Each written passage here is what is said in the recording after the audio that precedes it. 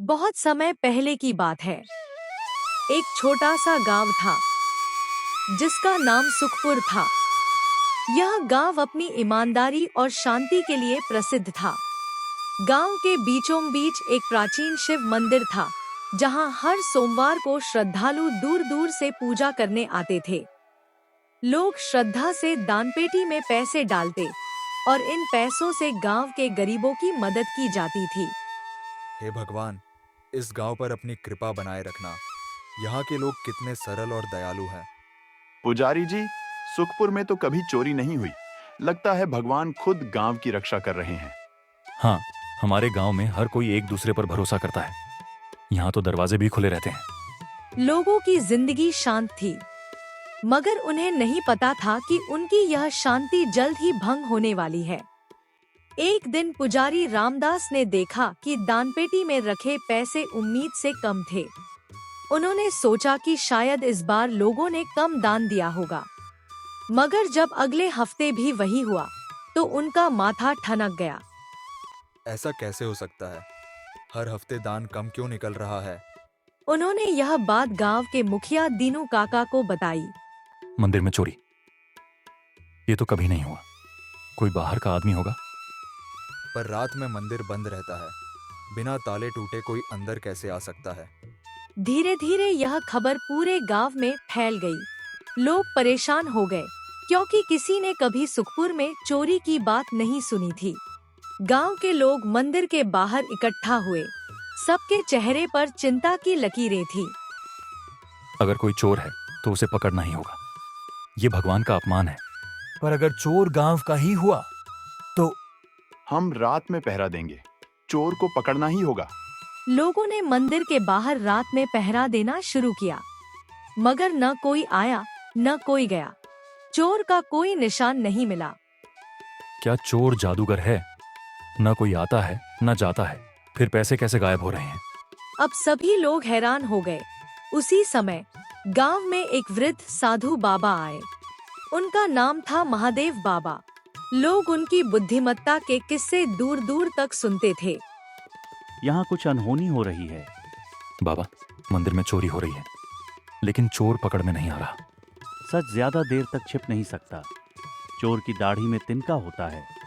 अगर तुम चाहो तो मैं चोर को पकड़ने में मदद कर सकता हूँ।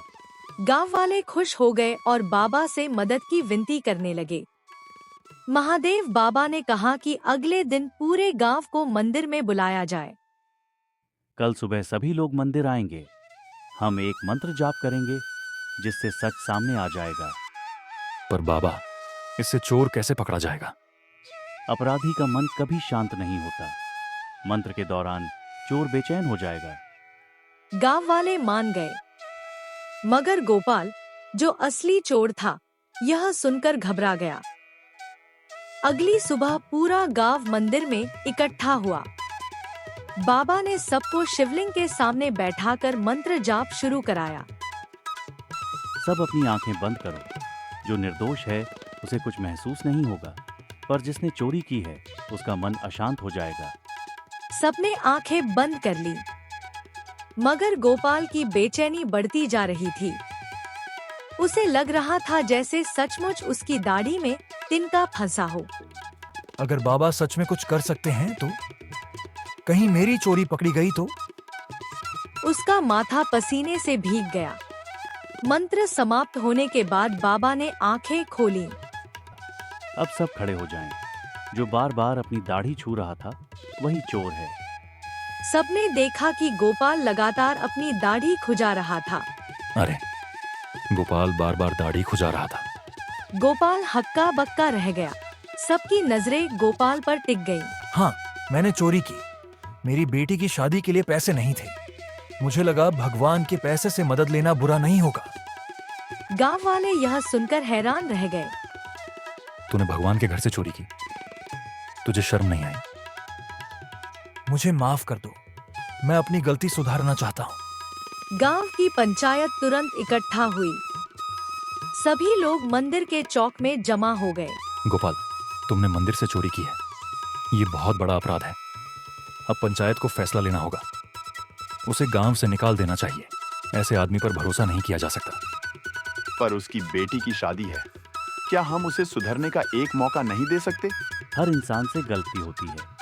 अगर गोपाल सच्चे मन से पश्चाताप करना चाहता है तो उसे सुधारने का मौका मिलना चाहिए। कुछ देर विचार विमर्श के बाद पंचायत ने फैसला लिया कि गोपाल को मंदिर की सफाई करनी होगी और हर दिन गरीबों को खाना खिलाना होगा। मैं आपके फैसले को स्वीकार करता हूँ, मुझे माफ कर दीजिए। गांव वालों ने उसकी बात मान ली, लेकिन फिर भी सभी की नजरें उस पर बनी रहीं। गोपाल ने अगले ही दिन से मंदिर की सफाई शुरू कर दी। वह सूरज उगने से पहले मंदिर पहुंचता और देर रात तक वहां काम करता। भगवान, मैंने बहुत बड़ी गलती की है, पर अब मैं पूरी निष्ठा से आपकी सेवा करूंगा। वह गांव के गरीब बच्चों के लिए खाना भी बनाता। धीरे धीरे उसकी मेहनत सबको दिखने लगी। गोपाल सच में बदल गया है। हाँ, और मंदिर की दान पेटी भी पहले से ज्यादा भरने लगी है। लगता है लोगों का विश्वास लौट आया है। गांव वाले धीरे धीरे गोपाल को माफ करने लगे और वह पहले की तरह लोगों के बीच घुलने मिलने लगा।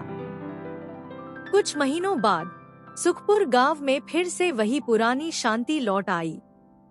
मंदिर में श्रद्धालु पहले से ज्यादा आने लगे। लोग खुशी खुशी दान करते और गोपाल पूरी निष्ठा से मंदिर की सेवा करता। अब मंदिर पहले से भी ज्यादा चमक रहा है। सच्ची भक्ति सिर्फ पूजा में नहीं, सेवा में है। गोपाल का हृदय अब शुद्ध हो चुका है। गोपाल गांव वालों के सामने हाथ जोड़कर खड़ा हुआ। आप सभी ने मुझे दूसरा मौका दिया, इसके लिए मैं आजीवन आपका आभारी रहूंगा। गांव के लोग भावुक हो गए। सबने मिलकर गोपाल को गले लगा लिया। कुछ दिन बाद महादेव बाबा गांव छोड़ने की तैयारी करने लगे। गांव वाले उन्हें रोकना चाहते थे, मगर बाबा ने कहा कि उनकी यात्रा अनंत है। बाबा, अगर आप न होते तो शायद गांव की शांति कभी वापस न आती। हर गांव में सच्चाई और न्याय का दीपक जलाना मेरा धर्म है। याद रखना, चोर की दाढ़ी में तिनका हमेशा नजर आता है, पर सच्चा पश्चाताप इंसान को फिर से उजाले में ला सकता है। गांव वालों ने बाबा को नम आंखों से विदा किया। सुखपुर में फिर कभी कोई चोरी नहीं हुई और गांव वालों ने एकजुट होकर हमेशा सच और ईमानदारी के रास्ते पर चलने का प्रण लिया।